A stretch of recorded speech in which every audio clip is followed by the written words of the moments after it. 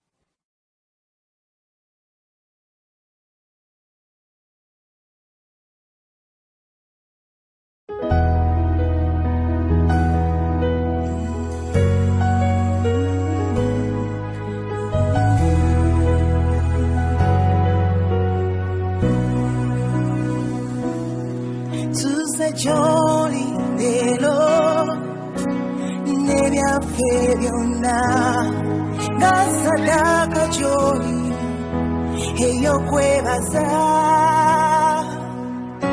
tuze gy'oli leero ne byaffe byonna nga saddaaka gy'oli ey'okwebaza tuli mu maaso go tuze tukusinze bamalayika bonna mu ggulu bavunnama wooli tuli mu maaso go tuze tukusinze bamalayika bonna mu ggulu bavunnama wooli oli mutukuvu Yesu tunakusizanga teri alina gwe osaanidde ekitiibwa tunakusizanga gwe Yesu tunakusizanga bulijjo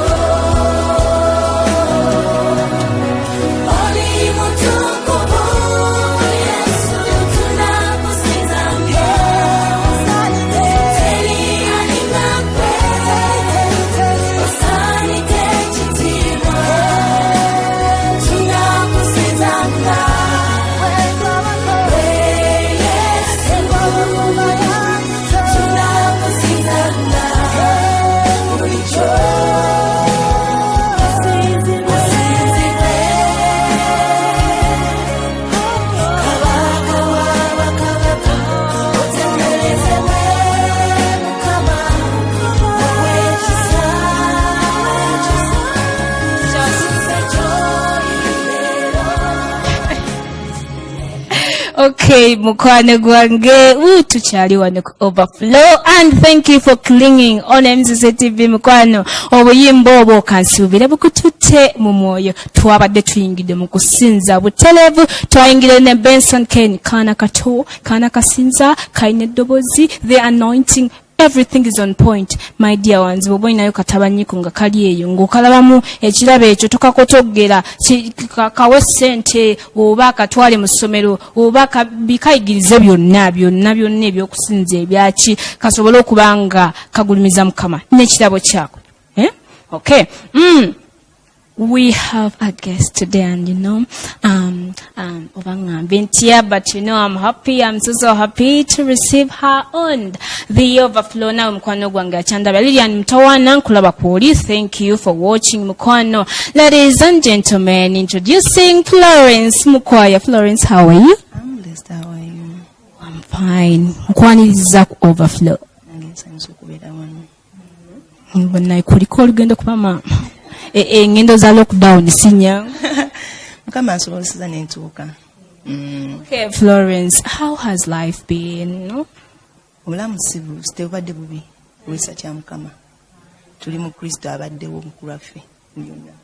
Weewaawe Kristo gwe oba tolina Kristo simanyi kye weesiga kuba ffe nze naye Kristo atuyisizza mu mbeera eno mukwana. Florence, tubadde mbadde nsaba weeyanjulire ku bakulaba kubanga bali wano balaba omuwala omulungi owakaloboozi kati bandyetaze okumanya who is that there Amanya nze Florence Mukwaya, ndi mukyala fumbo wekisa kya Mukama. Ndi mukyala mulokole, ndi mukyala musinza, ndi mukyala maama, ndi mami. Okay. Nsabira ku Streams of Life Church. Amina. Simange Pastor Gerard Mwebe. Okay. Mulidde mukyala mufumbo mama. Hallelujah. Here on the Overflow we are blessed. Tufunanye ba mama. Mukama bakoledde bingi bafumbo ba mama. Mukama ebyo byakola. Bo mukkiriza Mukama ebyo byakola. Florence.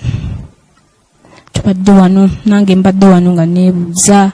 Kale bulijjo twebuuza.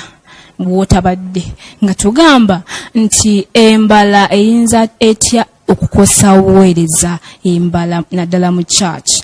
olowooza embala eyinza etya okukosa obuweereza? Embala kintu kikulu naddala ffe eri abaweereza ba Mukama, eri abalokole. Yes, aisooka embala Mukama Omwoyo Mutukuvu yakuyamba okukula mu ggwe. Kituufu nnyo. Okwagala, okugumiikiriza biki. Kubanga mu ministry embala ekola nnyo. Okay, sikulindeko. Ogenze n'ogamba nti embala. Embala kwagala. Okay, anyway, tugende mu maaso kuba obadde tonnaba kukitaanya bulungi. Okay, tugende mu maaso. Yes, embala bw'omu alina embala nti omuntu bw'akulaba bw'alaba Susan kiki kyasooka okumanyako. Siri muyombi, fire, siri muyombi, please. Yakati ebyo ebintu ebidescribinga Susan bikola nnyo amakulu mu buweereza. Okay, bitia. Kati kampe example yo obugumiikiriza nayo mbala. Bw'oba tolina bugumiikiriza mu ministry oba tojja kumalako. Ojja genda awantu bakwadde program nti ssaawa 2 gwadda kangambe kwa example y'omuyimbi tigogenda kuya ku kituuti. Bagambe kati otuuka wali nga ebintu bya program zawanvuyeeko kangambe zaali nnyi program yadde fixed bagamba bambi tugumikirizeeko ojja kulinnya ku ssaawa nge 2:00. Okay, nkulaba kati gy'olaga nkulaba. Kati gwoba tolina mbala eri ya bugumiikiriza awo otabukirawo. Notamba n'ogenda. But tomanyi nti bw'otamba n'ovaawo omuntu agenda okufuna omukisa because of you. Awadde omuntu agenda okufuna abadde ekintu ky'ogenda okudeliveringa eri abantu abo. Naye olwokuba tolina bugumiikiriza weesanga otambudde n'ogenda notawa chance ku miso y'okukola ki ogenda mu maaso. So embala y'obugumiikiriza nga teri mu ggwe ministry yo olina okuza eki oba nkiyite ntyawo preventing okubanga kuba ku muntu we blessing. Yes. Okay, Florence atunyonyodde embala y'obugumiikiriza. Florence, embala nyingi. Before we even go to the embala of bugumiikiriza, waliwo embala zetufuna nga tukuzibwa. For example, bw'olinga ali awo tagambwako nantagambwako.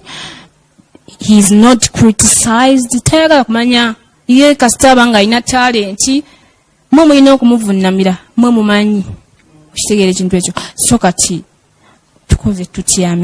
We've lost talent from church because of character. Abantu kintu kubanga Musumba yagambyeko nti munaye kuluno nga wazeleeti, kuluno nga wayambadde bubi, kuluno wakoze kino. Kubanga waba togambwako wesa gamba nze Musumba tamanyira kanve ne mu church si yampita. Okitegeera nti kiba kumbala kyenyinza okugamba ekintu omuntu nti bw'olaba nti olina embala eri mu ggwe nga eri negative, saba Mwoyo Mutukuvu. Kubanga you can't change yourself. I can't change myself. Tisobola. Naye Omwoyo Mutukuvu aba mu nze, embala embi envaamu. Naye kiva ku ki? Sooka okkirize nti embala yo nti mbi. Nti nkirina. Nze Florence nina embala y'okuyomba. Hallelujah. Bituufu oba just obadde otuwa assumption? Najina like kibaamu ng'oyinza okukijjanya kivaamu n'olunakunyiza n'oyomba. Kati for you to change okuva mu kintu ekyo, first accept nti mutuufu amazima gali ekintu ekyo nkirina. Then bw'omala saba Mwoyo Mutukuvu nga Mwoyo Mutukuvu nyamba embala enenveemu, because embala ebo tekyuke egenda kukugobako abantu abandi kuyambye. Because embala abantu bangi bemmanyi olw'embala ye nga abantu bamuva kugamba nti oyo nedda namuta. Naye because of the character, embeera eyo embala embi gy'oba olina. Musumu gwe ogenda mu kyaki buli kaseera bagamba nti tosabira nsabira gugindi. Kuda mubuuza osabira nsabira gindi, naye nga omubuuza ekyakujja ku streams ogende wala kiki. Naye nga yali mbala. Kubanga n'omusoma yakona ku mbala ye teyakkiriza gikyusa n'adduka n'agende wala. Naye gy'olaga still just know nti nabo bajja kukoonako. So tula musoma agambye nti olina kino kiriza tinkirina. Then ogaye Mwoyo Mutukuvu nyamba nkyuke, because tukyusanga ggwe saa kwekyusa. Naye Mwoyo Mutukuvu aba mu ggwe slowly by slowly ogenda nga bw'oli waba kunyiziza ignore, tokitwala nga big issue. Yeah. Okay, nebaza mukama nti omwoyo mutukuvu yakujjamu embala y'okuyomba. Nebaza mukama, and thank you for being very open n'otubuulira kubanga bw'otubuulira nti munange nze omwoyo mutukuvu yanzijjamu embala eno neno, you inspire others to also seek God, to also call upon the Holy Spirit. Abeeko ne byabajjamu. Florence agambye nti embale asobola okufuuka okumakinga nga you don't belong to any church. Yes, you don't belong to any church. Esobola okumakinga nga abantu bakwesittala nga bw'ojja bagakana kukayumba akanya empisa embi. Actually embala will not even make you famous, because I mean, who will love you with that poor behavior? Agenze n'agamba ekintu ekirala kuba mbadde n'atera omubuuza nti munange ani alina otuwa embala eyo, ani alina otuyamba otukyusa, ye n'atugamba nti omwoyo mutukuvu. Florence, abasumba tebasobola tuyamba kukumbala. Asobola omusumba agikulaga asukugamba nti Florence oyomba. Yes, kati bwaba kikugambye tonyigira musumba, genda mu closet yeri ngambe mukama musumba yangambye nawe we checking okirabe nti nkirina, then ask the Holy Spirit. Musumba asobola kikulaga ola musumba ne waba kikulaze nga gutosana kukiza nagamba ekintu okusobola kukikkiriza nti nkirina. Musumba bwana tugamba nti nagamba nti oyina kino n'ogamba nti nkirina n'okikiza mu mutima gwo, meaning ojja kuwakinga hard olabe nga ekintu ekyo kikola ki okivaamu. With the help of the Holy Spirit nogamba mukama mwoyo mutukuvu ntaasa wano wegendeze nze nalina omuze naddala gw'okuyimba nga nze oli bwanyiiza abensi bagamba njagala muweerewo. Bagamba nti njagala njogere nkimalirizaawo okitegeera. But natuka ekiseera nga oli bw'aba nyiizizza nga mukama nyamba wano nandyogeddewo ebigambo nga 10 naye help me, ate sinjogera ekigambo kimu naye nga tekigenda kumuhatinga naye nga muwadde answer. So it's slowly by slowly ogenda okyuka. Eyali avugira mu speed ogera ngo abadde mu 8 kwa 2 kwa 3 mpola mwoyo mutukuvu yatukola ki yatuyamba. But ate nekyakyensaba nti omusumba bw'oba olabe nga njirina embala ngumiikiriza muko to change, because at times but pinpointing and gamba kino na like now takuwa that grace period that's why abana basinga baduse ministry gamba musumba nti munange kino nenga pressure mususeeko, but give them time. Mukama mwe mutukuvu ajja bakola mu mulimo slowly by slowly ogeranga omuntu abadde n'embala eyunga tekyali mu bulamu. Okay, nina kyenjiza ekirala nti ebimu ku biddusa abantu mu kyaki talent mu kyaki mbw'abasumba tebagumiikiriza changing y'omuntu nti baba bagala gundi kola achukirewo ziyu ochuke ndozo obenga abani simanyi oba obenga superman oba simanyi naye anyway bw'atigambye atugambye nti munange first of all we should accept criticism, we have to take in correction. Kiriza omuntu nga akuwabudde nakugamba munange ekintu ekyo kibitonyiga bagamba ensowole kwagala yekugwa kubbwa. So omusumba bw'abavuddeyo nakugamba nti munange kyusaamu, please kyusaamu, tonyiga munyiza ate kudduka. Ate nnaani n'abasumba mutugumiikirize bya Florence, mutugumiikirize. By the way nange batugumiikirizeeko kubanga bwe tulokoka tuba n'emizimu egyaffe. You know, when we come to the Lord twagala mukama atuyingire. So mbasumba mbadde mbasaba mutugumiikirize as we get used, as we get deeper into Christ. Abadde okimanyi nti when you get deeper into Christ embala yo ekyuka bukyusi. Nze kimanyi nti password esinga is the Holy Spirit. Mwoyo mutukuvu ali so smart nti bw'aba muggwe ekintu kyonna kyokoze nga omuntu entanala kikugamba you feel it mukaka naye mukama nyamba like okiwulanga as a burden. That's why ngenda nengamba muntu nti omulokole omuntu akoze ekibi nakifula nti all of that natafayo that pain ngamba nti nogenda noyendawo ogusooka noyenda ogwokubiri nga tolina that pain that ekitegeera naye abambaga kangende neetonda.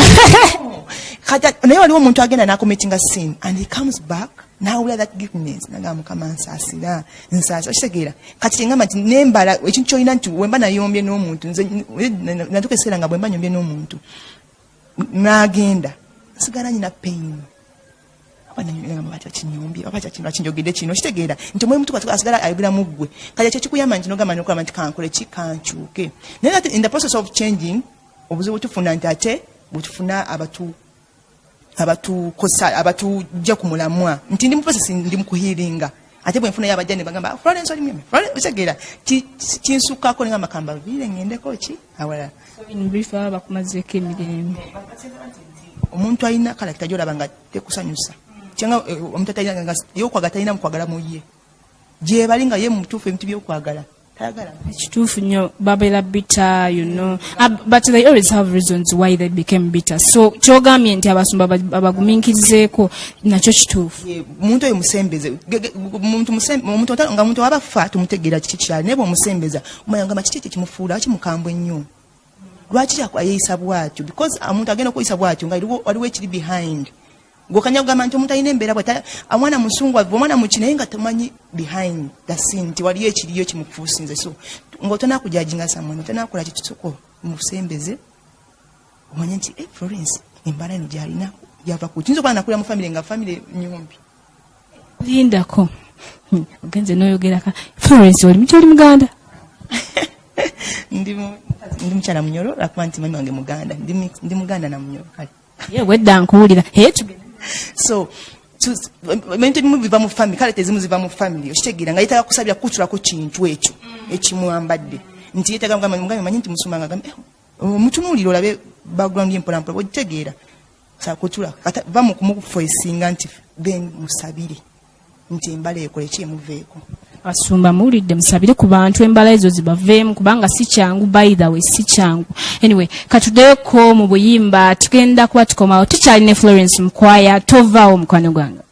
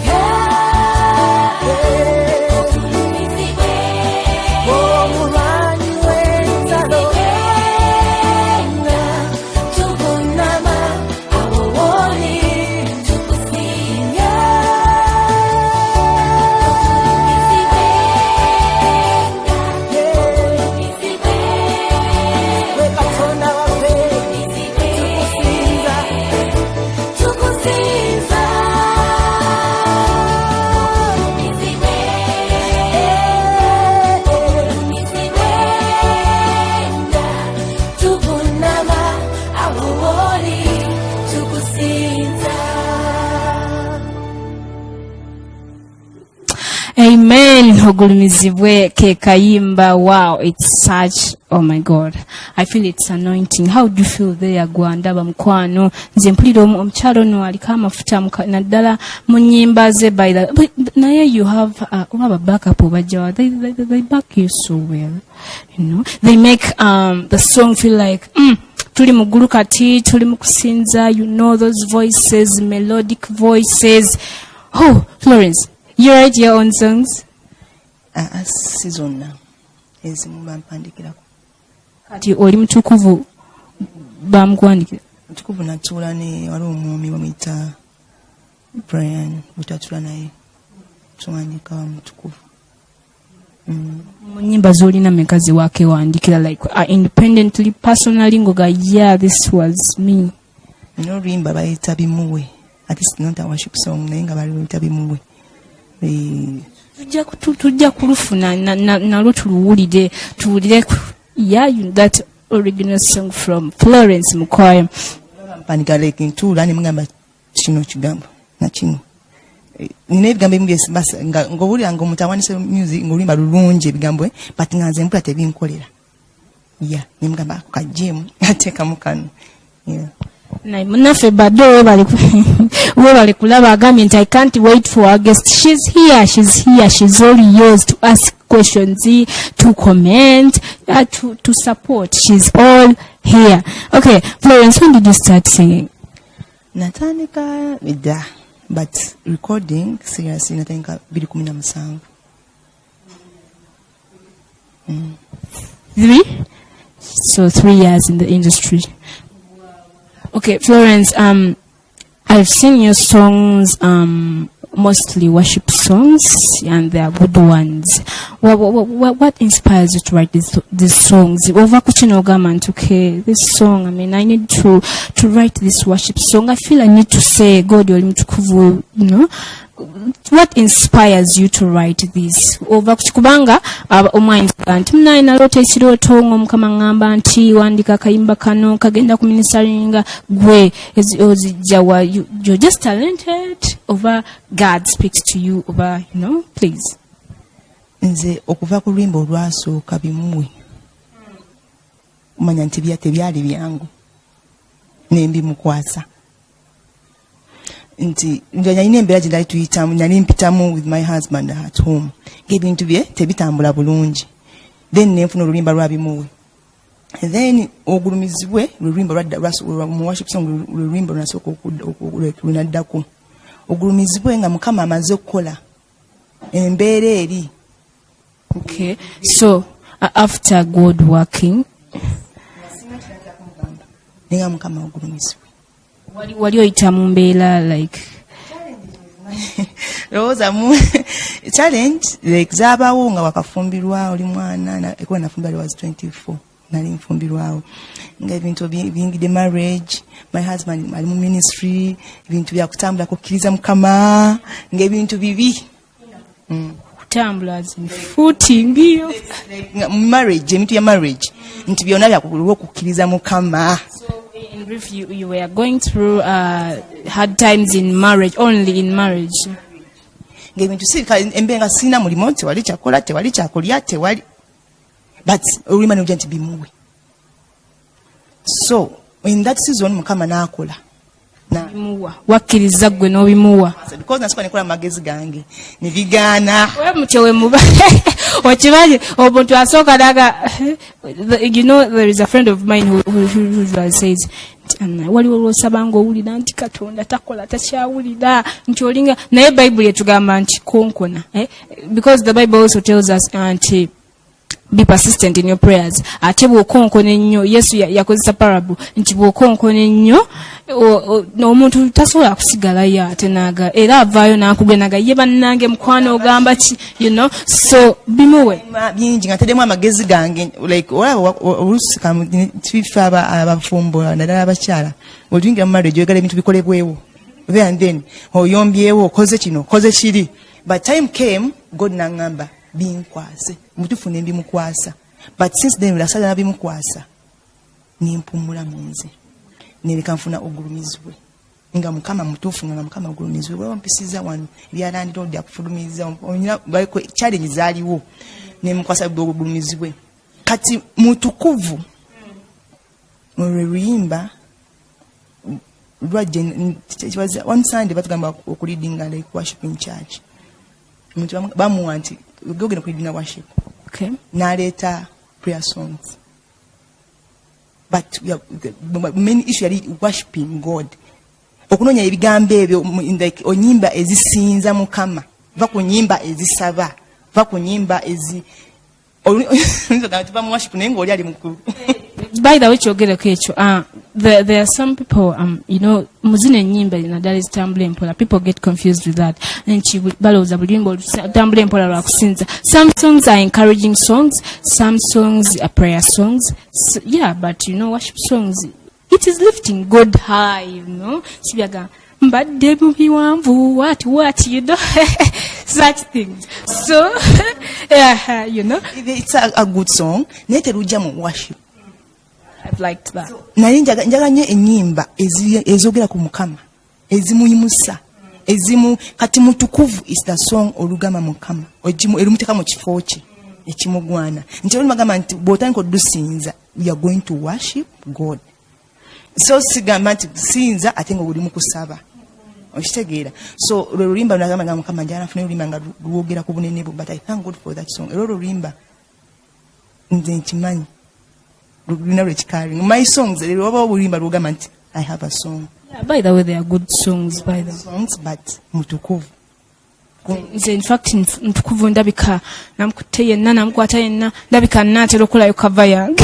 So it's like yalinga nti mukama yaddamu okusaba kwange nga mukama njala nfuna oluyimba olukuwaana olukuteka wali wogwanide mutukuvu. Then nenfuna ne Emmanuel lwadde research unasembayo okulamu lockdown yawo. Nikola Emmanuel.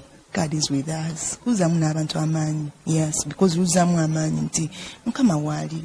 Abamati bintu bitabuse bitya. He's there for you. Ye Florence yatuwa kirabo kya luyimba mu lockdown kati muyimbi aliyo naffe tulinze ekirabo ky'omukwano n'oyinza obutakituwa mu lockdown naye okay Nkalubo Billy Bryan agambye nti come on thank you Florence. Lillian Mutowana Gambia, thanks for the show love. Thank you very much for watching. Bado munafe bado creations che. We wale kulaba bado chikwagala nnyo we wale kutuyuya mitono teka ku poster.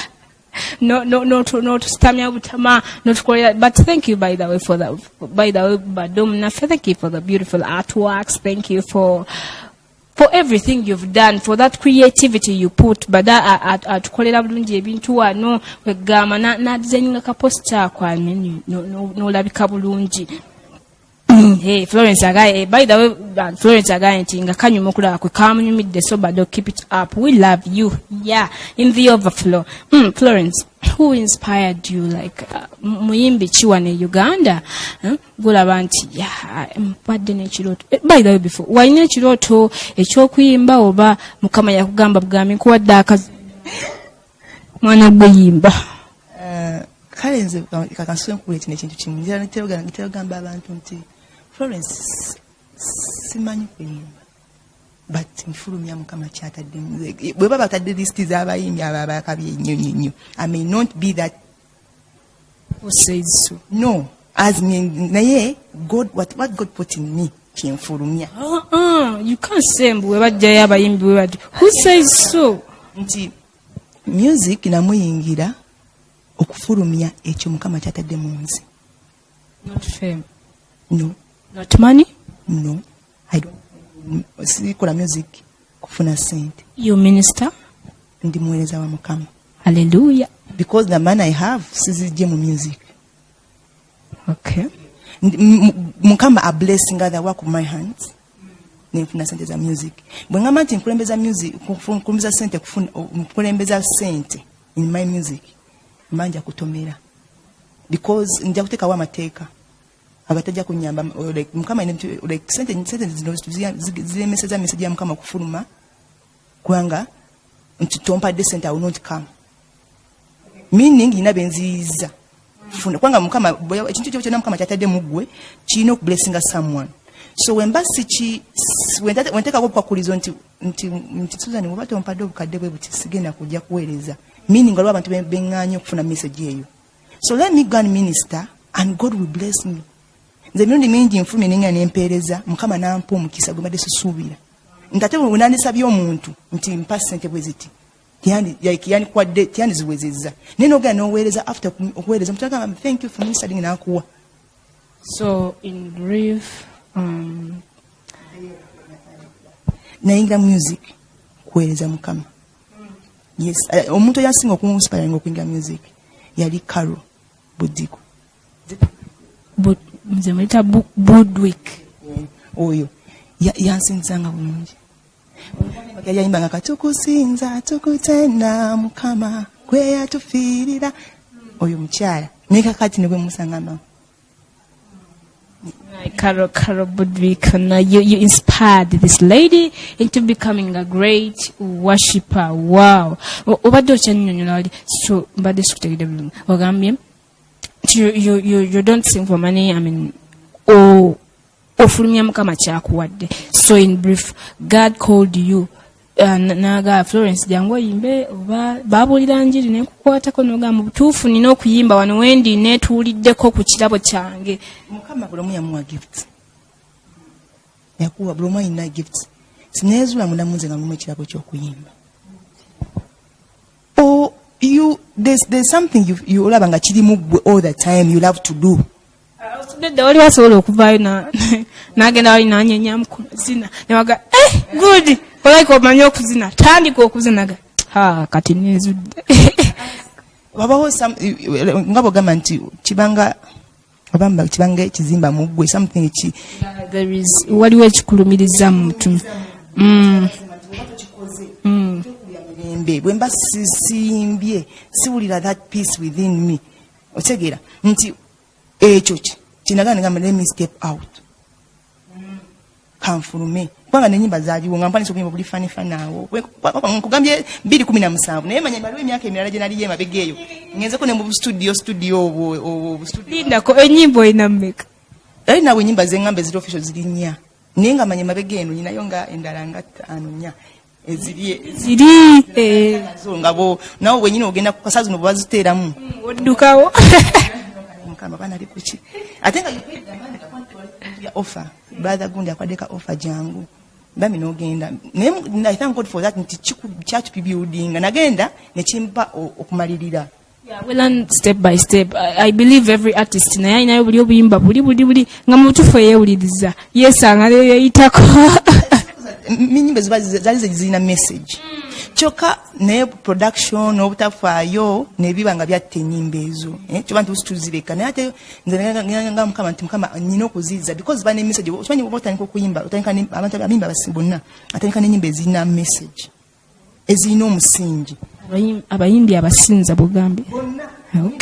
Okay atandika n'ennyimba ezirina message naye bwatuuka eno because asanga femu biki wakabira kuwayo kahit n'ava ku mulamwa abadde asinza nagamba worship tagenda kubanga nze njigana nawe nali nagamba ononye nti mu worship ngaalwawo tambula tatambula because oli anoonya fame. Okay. Kunze I'm not there to noonya fame bwamanye nnyo Florence njagala Kristo amanyikibwe nze njagamba abantu njagala music wange abeereyo Florence mbeere eno nga ninawe nenga babosi kigaana naye njagala nnyo ekintu ekyo nga nze Florence tebantegeera naye nga bategeera music kubanga kyaki abantu abasinga owulira basoundinga nnyo okusinga ne music waabwe like their name a sound nga gundi naye nga music tomumanyi tomuwulira naye nga Mukama nyamba my music enjiri yange kubanga njiri message ebuliwe egende yetambule sis Florence kutambula so siri mu bya fame mukitegeere bwagambye kuweza Mukama. She's ministering. Please Yasaba Mukama nti abayimbi fenna abaweereza Mukama atuyambe nti nga to preaching Christ to building a church here. How the music waffe the views that twagala the fame that twagala singa gyemyoyo gye tununula nibagamba nti nina abanfollowinga like mutwalo singa bentu bembulidde mu nsi ne balokoka okitegeera ne bajja ne balokoka ekyo nze kunze era nze kulaluka nga nsanze omuyimbi bw'atyo nti yayimbye oluyimba 1,000 people ne balokoka because of that song other than fighting up for the views for the okitegeera so today ku musingi nti bw'oba ofunye oluyimba luno waliwo omuntu luna kumako waliwo omuntu lwajja mu nsi n'agamba bana ninalokose okitegeera naye bino bagamba nti okuba oluyimba ne bawanika obutebe ne bakola ki at the end of the day babuwanise bagenda kwerabira naye omwoyo gwolokodde tegusobola nze nga bwogamba nti Judith Babirye edda yayimbanga worship oyo wedde oyo nosanga nowensi nga ali mumuyimba mumusinza ngagamba nange oluyimba Judith Babirye nange nalokoka kuba because of oluyimba lwa Judith nange njala ntukesa yange nalokosa oluyimba lwa because of oluyimba lwa Florence kati tisa yange nsabira ali abayimbi bonna nti nga tutera fighting for the views for the fame bichi to fighting for the souls because mukama tutinga kubulira njiri abantu bakomye Bwakabaka si Florence kukwamenga fame ansindise mu music mnyimbe mbeko abantu bensika mu Bwakabaka bwe yes na kwanza change webadde nti some of us tutuse mu time netukanga twagala kopa ebire byensi abayensinga bwe bakola abayimbi bensinga bwe bakola nawe twagadde okukola kyo okugenda mu Kristo naye ate yaffe yuno kwa different from other those people. Okay, tukyalina Florence bwatu batugambye by the way worshippers abawandisi b'ennyimba mind about the impact of the song you write, the impact of the song you sing. Kuba yagambye nti ayagala nnyo akayimba bagambe nti such and such yalokose because of Florence's song, I mean because of the message in the song. Gospel artists or worshippers, you're singing songs, you're speaking to souls. Gwe kazindalo ka Mukama. Yeah? Let's say gwe kazindalo ka Mukama. So mind the way you sing your song, mind the impact of your song. Tukyalina Florence naye katuddeyo ko mukumulo kyali ku overflow omugenyi Florence Mukwaya tukomawo.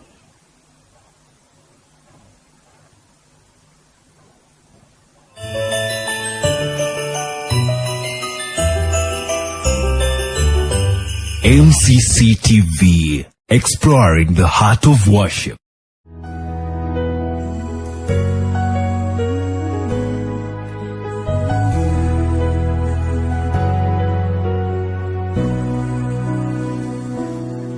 Tuze joli elo nebya febyona gasadaka joli eyo kwebaza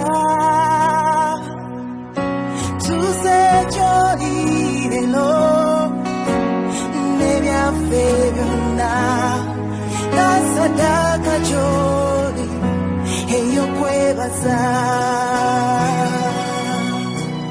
tuli mumasogo tuze tukusinze bamalayika bonna muggulu babunna mawoboli tuli mumasogo tuze tukusinze bamalayika bonna muggulu babunna mawoboli Holy Mutoko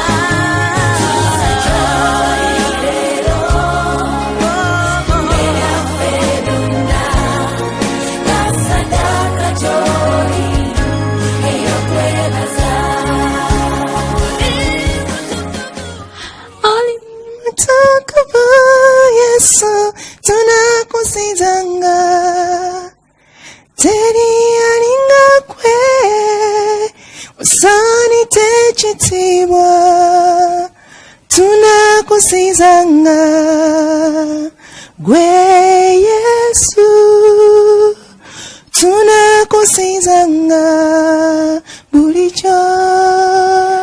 Okay, that is Florence Mukwaya. Tuchali naye tukyamweyongeza tutwagala tumanye Florence, what does she do, what you know. So gwachali ku MCCTv, thank you. Do not forget to share with your friends, like and share, solo kubanga tusinziza wamu, kubanga ate leero ekyaleero kirala nnyo, tusinza n'omugenyi, tusinza feka naye tusinza n'omugenyi.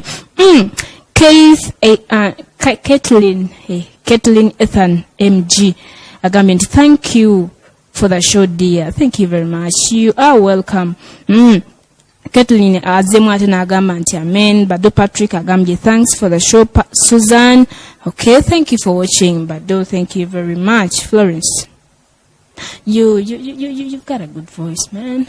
Na muyimbi ki wano naye katsoke kuwebwero muyimbi ki owebwero ng'akuyimbira bulungi, worship oli musinza sekyo, so muyimbi ki owebwero ng'akuyimbira bulungi nga mu butuufu ga that woman, that man has it all for you. Omuntu Joanita Byram.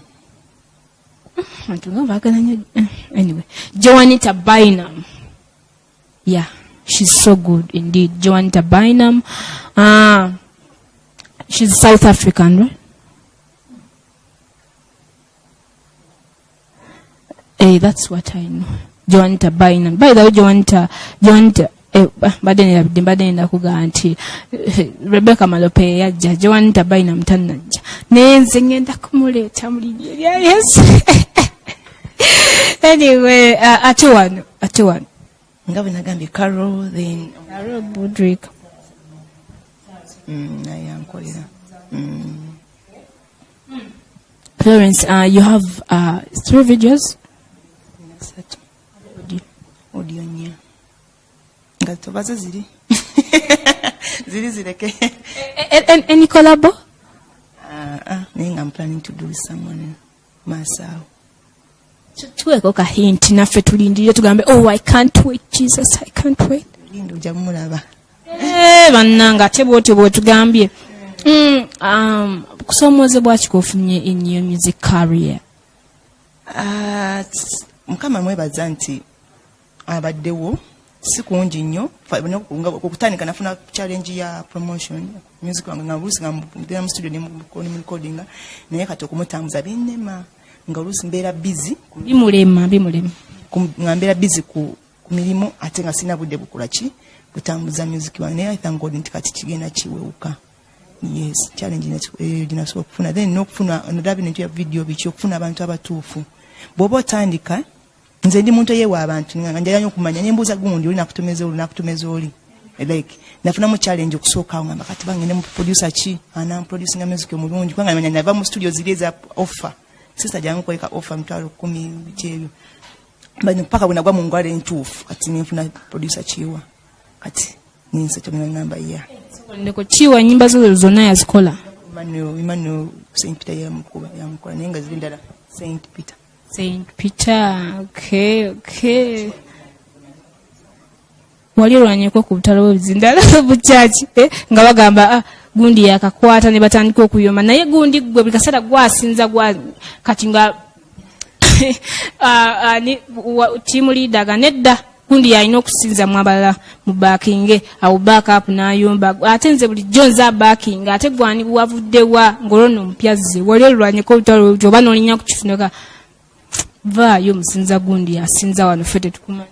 Nze Mukama mwebaza nti nze ebintu byange bikwata mpola. I don't. Nze n'owenyingira wantu nga I'm supposed to minister. Nendabawo enekavuyo. I don't. Sigenda bino ebintu ndi musinze yabyeyitamu. Kama yakuyita. Wakati wakinwanira akazindaalo. Meaning that day I'm not supposed to be there. Everyone will come and say, God called me. But you know, n'oli alemera ku kazindala ajja gamba nti God called me nawe avaayo nga you want change yojagala nti God called me kati simanyi nakumanya kato nze mbabuli akasisaa kulwanira kazindaalo tola nti ndi mu music nze nyizo balwana nti bakuba ebikonde nyamba bino okuyombera akano okuyombera ngamba nti nze kingango genda kuyita kushemu nosanga abayimbi bangi bawayo CD nga ebyo kulwanya nzasookayo flash nzasookayo nze I will sit there and I look because manyi katonda watonda bali amanyi nti olunaku nga 2 bwezi nga 20 Florence ajja kubeera wano ajja kuweereza nja kuweereza so as a pressure yokweta ku pressure nti kazindaalo gundi gundi sasinza nzalina okusinza nzalina okutendereza ebyo bibeera mu worship team naye munange zera nsirika n'entunula kubanga kintu si kyange waliwo yakimpitamu yajja okunwanira byonna entalo z'obuzindalo zo zansukkako ntunuulire nga woogambye ninda mukama kyaleese kyentwala nkozesa kubanga bangi kakubulya waliwo abantu abatwesibyeko kulidinga oba like praise oba worship ku Sunday ng'amazima gali yes ng'alina the voice ng'alina what it takes naye ng'olunaku olwo tayinza suppose kubeera ku pulpit nga mukama ekintu yakyambazizza omulala buli lunaku lulina amafuta gaakyo kitegeera nti ojja kujja obiweereze because wadde oyalwanira akazadde bakulabe teri n'omu ajja kukomebwako ojja kujja oyimba eddoboozi lyakabi banange eddoboozi lyakabi kimu wakabi nnyo naye nga amazima gali bajja kuwaana eddoboozi lyo naye nga message nga tebakomeddwako so tulekera okufightinga kiri mu worship team mainly worship team zeezo osanga kakuluko onutakolagana nono because balwanira akazindaalo badde mayinza abimanyi nzekka ebiri mu worship team ze binyumira. Anyway, Florence, birungi kibyofunye mu kuyimba kuba naye buli lugendo lw'okwata oba ne byobala n'ogamba nti ever since I started singing I've got this and this oba mukama nkoledde kino oba ne kino oba nenkola kino ne kino gwe biki birungi kibyofunye mu musical oba nayinga music ministry kinsika mukama yakiti mwebaza mukama kusooka yanjamu ensonyi kyo kimwebaliza ddala kubanga na music bwenfunye confidence okugira nga nsobola erina nga oyinza okuntuma abantu ngamba sijja kugendayo kubanga nti abantu kirala ampadde emikwano like anconnectinze ku bantu abangasa nina ebintu like nina abantu wentuuse nga sandituuse singa tabadde music angaseka abantu ab'enjawulo kyo kimwebaza ampadde emikwano egifuuse nga ab'Oluganda naye byonna bisanze mu kimu gundi mu gospel music. Sengendo James wuno wali tatakani we walikula bagamye nti I'm happy to see our humble gospel artist. Thank you very much. Namana nagamba Zoe Patra haha birthday girl. By the way, Joya birthday ya Zoe Patra eranga omukyala Lady Winnie bwato yatuddeko keki tumulinze wano agirete mulinnya lya Yesu amina. Nsengendo James atera naddamu nagamba Nkalubo Billy Brian bless you gamba thank you very much Sengendo James. Magezi kigowa omuyimbi ali eyo nga naye ayagala kutukako tusoba ayagala kututumuka tetujagala kutumuka ekyo wakiganya ayagala kusinza mukama akome ku bantu ekisooka music ministry manya eyakuyita akuyise mu kintu kino mutegeere kubanga botamutegeere bonasanga ye bazita batya bonasanga ye ebikuziyiza ojja kubivaako naye bw'oba omanya yakuyita ojja genda mu maaso n'ekirala tova mu ministry because of music tova mu worship team tova mu ministry gyonna gyobadde okola ba ushering gyobadde olimu mu church because kubanga watandise okurekodinga yakayimba sigala ng'oweereza mukama beera humble kubanga abayimbi abasinga bwakwekamu bubiri nga gamba nze worship team nedda I'm too busy sigala mu ministry sigala ng'oli humble musumba okyagambye wagamba nti nze waliwo one time tugenda kuweereza nga omwoyo gwa gospel kati musumba twalina meeting ku church yaleke yabaweereza kati nga njagala genda kuweereza ate mwana ku church waliwo meeting yabaweereza nenjagala nziruke naye within me nesukani nga naye bannange kansukanyereko wa musumba ndabe kyakola mugambe bwe ngagenda wa mukyala musumba nangamba Florence tulina meeting bakubiro bagambe tulina meeting kati singa salina embala y'okukakkana nengamba kankakane kubanga oli mami ye musumba wange yankulembera natuula nembera mu meeting eyo naye kisinga kunsanyusa nti olunaku olwo meeting nagibeeramu netugimaliriza ate nenyemala nenkola ki nemba enengera nempereza nemba at peace with my pastor ate nemba at peace n'abantu benkola kye n'abali abantu abalala nesinga natamba ningamba musuma akategera ministry yange ate tampa kitiba ministry yange kangende sandifunye eri sandi what blessing the people nandesa kanga ndiononye ate ngenze ku blessing achi abalala so kakana musuma ga togenda don't go muwulirize kyangamba nti wuliriza abantu abakulembera abo nobo manye kintu nzizo kwanga manye kintu naye omuntu angamba mukuru munna I can keep quiet nga kamuwulirize because music ajja nebi baba lwaki music ajja nebi ebimu malala bishibichi kutawulira biri kufe emizimu kyogajo mizimu gya music simanye mulimu ekintu ekijamda mufa abebyuma aba media byona bibyawo so let's ask God saba mukama akulungamye nena abantu boino okukola nabo ng'otandika music ojja kusanga ngabaze mu bulamu bwo mu music kukwonona talent eri muggo ebijja okulumba yojja kwa bingi kwanga ino waliyo ebirumba mukama nakino nkisanze nemba okisanze so saba mukama akuwekisa. Florence Mukwaya bwate wakugambye Florence Mukwaya eyandikwetaaze oba ojjo omusinzizemu oba ogendeko ku mukolo oba ng'ayagala kwebuzaako akufuna atya? Aneta zina nze mpereza buli wamu wompise sooka kulumbe ngenda kujja kubulira njiri era nze bwompita opportunity nze kwanga buli wamu ndabawo omwoyo otegeera so buli wamu nyenda netuweereza ndi ku 0774 830810 077 8 08 10 then ku Facebook unikwesa Mukwaya Florence YouTube Mukwaya Florence ndiawoka sida kugenda ku birala nkyali eno Facebook YouTube. Okay mikwano, that is Florence Mukwaya ne mumwe gwa gospel mberayo so kunonya omugagga oyo James Sengendo nakulira gende omugagga James Sengendo oludako tunonyenga gwe otutuze ku mukyalo ono anyway Pulianjaga kuita Flora anyway ekyo leka tukireke bwe tutyo.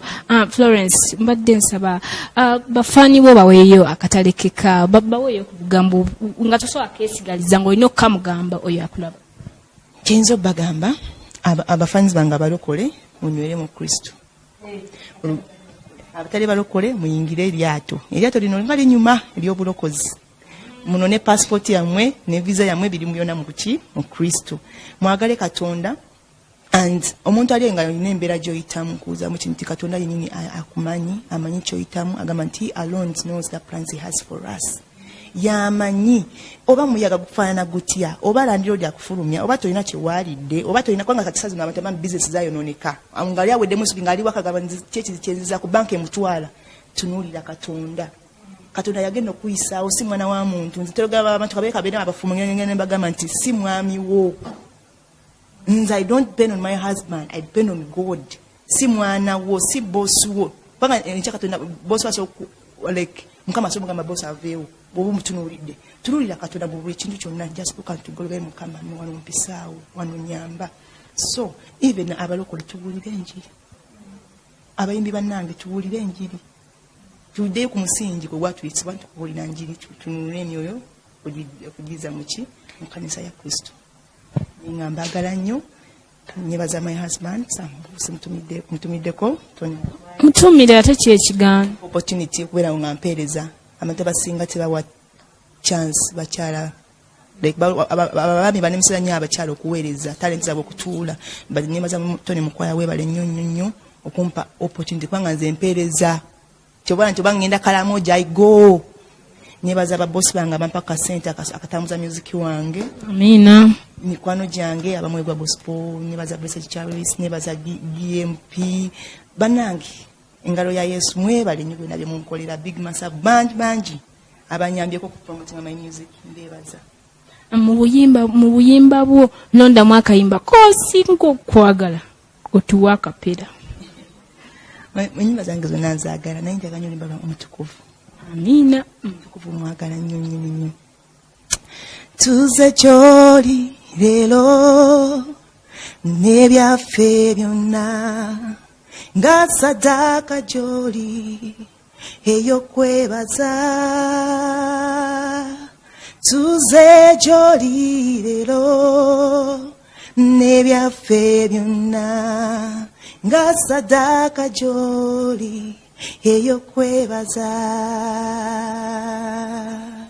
tuli mu maaso go tuze tukusinze bamalayika bonna mu ggulu bavunnama wooli tuli mu maaso go tuze tukusinze bamalayika bonna mu ggulu bavunnama wooli nga bayimba oli mutukuvu Yesu tukomao mikwano. Yes, Florence, I liked your voice anyway. Florence mukwaya bwatyo bwatukoze olunaku lwayo simanyi oba osigadde mu katebe oba osigaddemu ekiyongobero mukwano noonya omwoyo omutukuvu noonya Mukama akikuggemu kubanga mba sikutegeera butegeezi. Anyway, akadde katuweddeko katwerekereze Florence nesho nayo munanga abaabibaawo nabo batuuse dda wano basobole okubanga bakutuusako program yaabwe. Program ebadde Overflow omuyimbi olunaku lwaleero. By the way, Florence, thank you for coming. Thank you for ministering to God with that heart. Amen. Okay, that has been the Overflow. My name is Susan Mwesigwa. Tusinkane ku Monday sawa 3 mpaka sawa 5 tusinzize wamu naawe. We give God only 2 hours of worship kubanga n'okusinza nako buweereza ate bwe tusinza wabaawo ebisimulukuka buli lw'osinza buli lw'oyimbira Mukama wabaawo ebitta. Trust me, when the Holy Spirit dwells in you, no evil spirit will dwell in you. Bless you and have a blessed weekend mikwano jange. Tusinkane ku Monday. Bye bye.